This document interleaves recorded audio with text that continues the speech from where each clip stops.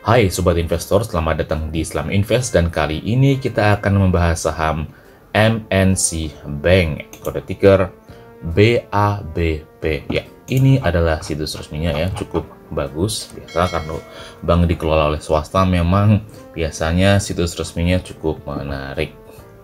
Nah, MNC Bank ini baru saja dibuka blokirnya ya tanggal 8 Maret 2021. Kemarin sempat diblokir karena naik terlalu tinggi dalam waktu yang singkat dan kemarin baru saja dibuka blokirnya. Bank MNC Internasional atau yang dikenal dengan MNC Bank adalah perusahaan yang bergerak di bidang perbankan. Bank ini didirikan pada 1989 dan tercatat publik di Bursa Efek Jakarta dan Bursa Efek Surabaya dengan kode IDX BABP sejak tanggal 15 Juli tahun 2002. Jadi MNC Bank ini adalah bank yang sudah cukup lama karena didirikannya udah dari tahun 1989 ya, meskipun di Indonesia belum terlalu dikenal, tapi ternyata sebagai sebuah bank MNC Bank ini sudah berdiri cukup lama. Sedangkan harga sahamnya sendiri dalam satu hari terakhir itu minus cukup dalam sampai 6,4%. Dalam satu bulan sudah wow ternyata naik ya, naik sampai 134%. Tinggi sekali kenaikannya, sampai 2 kali lipat dalam waktu 1 bulan. Sedangkan dalam waktu 3 bulan sama ternyata ya 134. Ada yang menarik sepertinya Sobat Investor. Dalam waktu 1 tahun juga 134 juga. Oke, kita lihat nih. Ini perhatikan Sobat Investor nih, hati-hati ya dengan model-model saham seperti ini. Karena ini sebenarnya sudah parkir cukup lama ya, kita lihat nih. Nih dalam 1 bulan terakhir memang sudah naik tinggi sampai 134%, tapi ini hanya dalam 1 bulan terakhir saja Sobat Investor. Karena sebenarnya saham ini itu sebenarnya udah parkir sangat lama sekali Sobat Investor. Kita lihat max saja ya, max dari data di Google itu dulu tahun 2012 sempat mencapai titik tertingginya sampai Rp212 per lembar saham. Tapi kemudian terus turun Sobat Investor sampai sekitar bulan Juli tahun 2018 itu parkir di harga 50 perak Sobat Investor. Dari tahun 2018 turun dan kemudian sekarang tiba-tiba bangkit lagi dari kuburnya di bulan baru saja, yaitu di bulan Februari tahun 2021 ya. Ini nih tanggal 16 Februari tahun 2021 itu masih 50 perak per lembar saham. Terus kemudian tiba-tiba lompat sampai 125 dan sekarang turun kembali di Rp117 saja. Pertanyaannya Sobat Investor, kalau dulu bisa sampai 192 dari Rp212, kemudian tiba-tiba bisa turun habis sampai 50 perak, apa yang menyebabkan harga sekarang di 117 itu tidak akan turun lagi ke Rp50? Apakah fundamentalnya berubah? Apakah pendapatannya meningkat? Soalnya ini saham yang sangat volatile sekali Sobat Investor. Kalau dari Rp212 itu saja bisa turun habis sampai Rp50, maka bisa saja harga sekarang di 117 itu bisa turun lagi sampai Rp50 lagi, balik lagi sampai parkir Sobat Investor. Makanya jika Sobat Investor ingin membeli saham ini, pastikan sudah melakukan penelitian lebih lanjut secara mendalam, baik secara analisis fundamental ataupun analisis teknikal. Ini saham yang sangat volatile sekali Sobat Investor.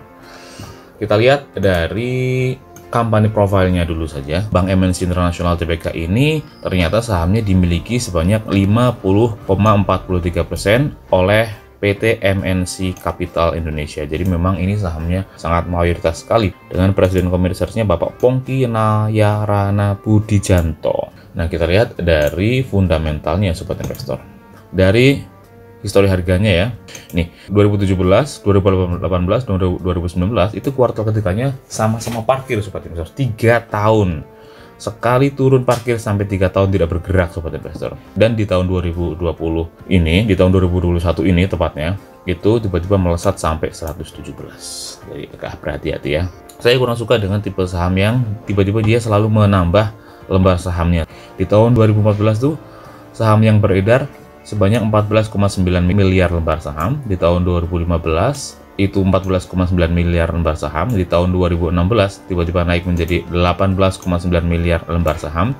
Di tahun 2017 naik lagi sobat investor sampai 20,4 miliar lembar saham. Di tahun 2018 padahal ini harga sahamnya masih parkir, tapi MNC menerbitkan lagi saham sampai menjadi 21,6 miliar lembar saham. Di tahun 2019 ini meskipun harga sahamnya masih parkir ya di 50, tapi ternyata lembar sahamnya ditambah lagi sampai menjadi 23,2 miliar lembar saham.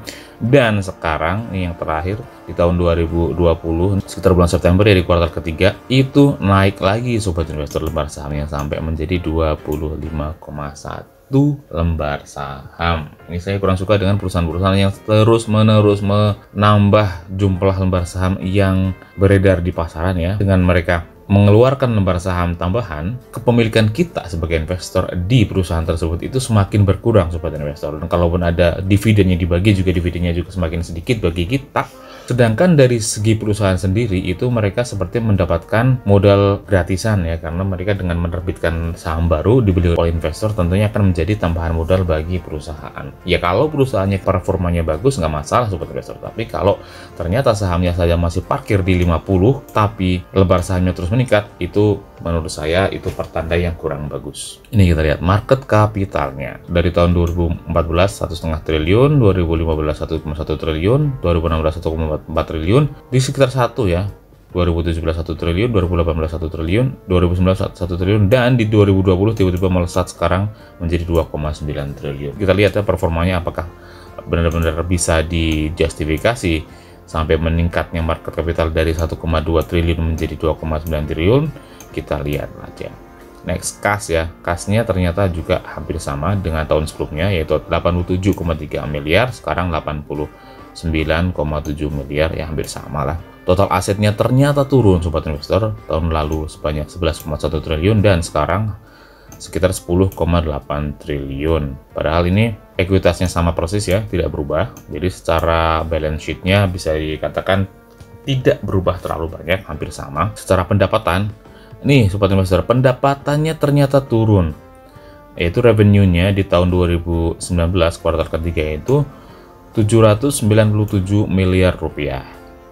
Sedangkan di kuartal ketiga tahun 2020 pendapatannya itu hanya 726. Ini pendapatannya turun sobat investor, tapi harga sahamnya naik sangat signifikan. Dan net profitnya juga turun dari 8,9 miliar menjadi hanya 2. Wow, net profitnya turun sangat dalam. Dari 8,9 miliar net profitnya menjadi hanya 2,7 miliar saja. Jadi meskipun revenue-nya itu turunnya tidak terlalu dalam, tapi ternyata laba bersihnya itu turun sangat dalam sekali, dari 8,9 miliar menjadi hanya 2,7 miliar saja. Tentunya ini kan berpengaruh kepada price to earning ratio ini. Nanti kita sampai sini. Jadi kita lanjut dulu. Dividen. Dividen ini menurut situs Indo Premier, MNC Bank belum membagikan dividen. Kita cross check lagi dengan data di Stockbit. Di Corporation Action itu tercatat dividen terakhir itu dibagikan di tahun 2011 ya, dan 2010 itu udah sangat lama sekali ya, udah 1 dekade yang lalu sobat investor. Dan dividennya dibagikan juga hanya 0,66 rupiah per lembar saham saja. Jadi bisa dibilang tidak membagi dividen sama sekali ya, karena udah hampir 1 dekade. Dan ini sobat investor, price to earning ratio-nya naik luar biasa tinggi sampai sekarang di 1063 kali sobat investor. Di tahun lalu price to earning-nya itu 128,21 kali, dan di tahun 2020 ini price to earning-nya melonjak sampai 1063,64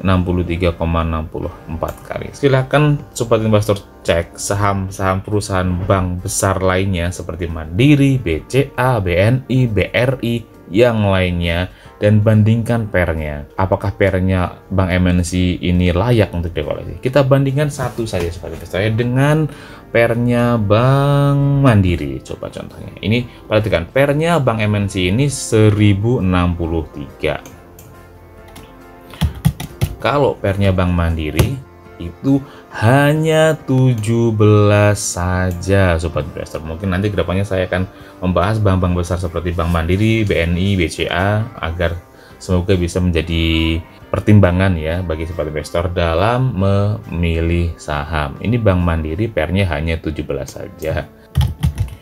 Tapi Bank MNC pairnya sampai 1063. Kalau menurut saya pribadi jelas ya, pairnya ini tidak masuk akal. Jadi kalau sobat investor ingin membeli BABP, pastikan sudah melakukan analisis teknikal secara baik ya, karena semua orang yang membeli BABP ini kemungkinan menurut saya hanya berdasarkan analisis teknikal saja kalau mereka memakai analisis, atau bahkan juga hanya ikut-ikutan saja, karena dilihat secara fundamental BABP ini sangat tidak bagus. Dengan PBV-nya, kalau PBV-nya tidak terlalu mahal ya, hanya 1,92 saja. Jadi kesimpulannya menurut saya bahwa Bank MNC ini secara valuasi itu sangat tidak bagus ya, karena udah terlalu lama parkir dan baru saja hidup lagi, baru saja terbang dari 50 sampai titik tertingginya di 125. Jadi kalau bisa terbang sangat cepat seperti ini, bisa saja kembali turun sangat cepat ke 50 lagi jika fundamentalnya kurang bagus. Jadi pastikan sobat investor agak berhati-hati dengan saham seperti ini ya.